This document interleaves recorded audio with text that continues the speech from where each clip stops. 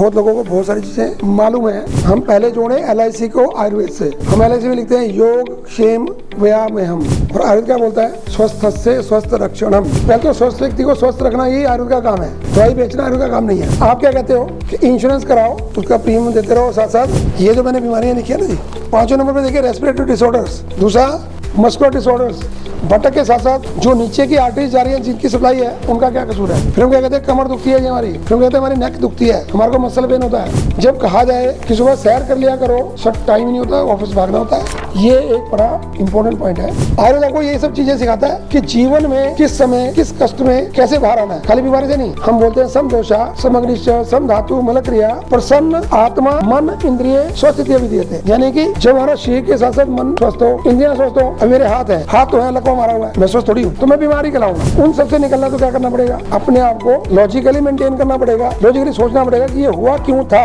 Cause of disease का factor दूर करना पड़ेगा, निदान परिमार्जन यानी कि कारण का निवारण। नेक्स्ट डिजीज क्या है? कार्डियोवैस्कुलर डिजीज यानी कि दिल की बीमारियां। आप में से किसने सबसे छोटी उम्र के बच्चे को हार्ट अटैक से मरते देखा है, हार्ट फेलियर से मरते देखा है? कोई एज बताइए, देखा हो तो। 6 साल का। क्यों हो रहा है ऐसा? वो इसलिए हो रहा है कि हमने बच्चों को जो डाइट देनी चाहिए थी वो नहीं दी, और बच्चे 3 साल या 8 साल के बच्चे का क्या कसूर है? ज्यादा कसूर उसका नहीं है।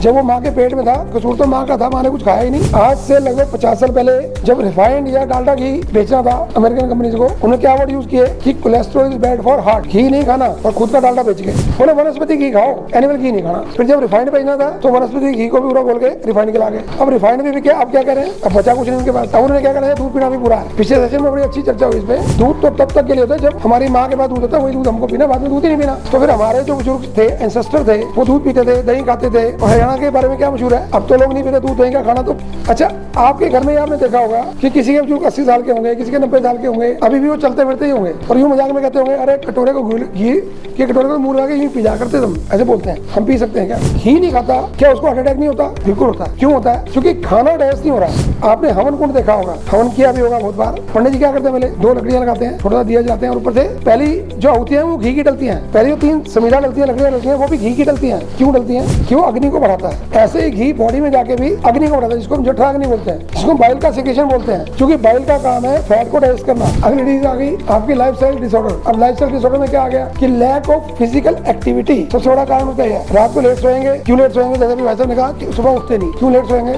या तो OTT चला लेंगे, फिर सुबह नींद कैसे खुलेगी? आप में से अभी के अभी या कल विटामिन डी चेक कराना सब के सब। मैं बोल रहा हूँ 80% लोगों को कम मिलेगा। क्यों कम मिलेगा? जिस अमेरिका ने हमको घी खाने से मना किया था, वही अमेरिका ने 50 साल रिसर्च करी इंडियन घी और मिल्क पे, और आज से 10 साल पहले एक रिसर्च पेपर पब्लिश किया इंटरनेशनल जर्नल में, जो कि आपने पढ़ा भी नहीं होगा, टीवी को न्यूज भी नहीं आई होगी उसकी। उसमें क्या लिखा? Cholesterol is always good for body. पहले क्या कहते थे? Is bad for body, now it is always good for body. Why? क्योंकि खाने में जो कोलेस्ट्रॉल जा रहा है वो जाएगा लीवर में, लीवर करेगा उसकी प्रोसेसिंग, और उस समय आपकी एक्टिविटी चाहिए। चाहे तो सुबह वॉकिंग कर रहे हो, चाहे तो योगा कर रहे हो, कोई भी एक्टिविटी कर रहे हो, वो भी धूप में कर रहे हो। एक सिंपल सा आसन है सूर्य नमस्कार। एक्चुअल क्या है कि विटामिन डी सूरज में नहीं है, विटामिन डी तो हमारे अंदर ही है। बेसिकली सूर्य की जो किरणें ओस की बूंदों से टकराती हैं, वो टकरा के जब हमारी बॉडी से टच करती हैं तो एक ऐसा केमिकल रिएक्शन होता है। एक्टिविटी चाहिए। किसी भी स्किन स्पेशलिस्ट से बात करोगे वो बोलते हैं पूरे दिन में 20 से 30 मिनट की धूप सबके लिए जरूरी है।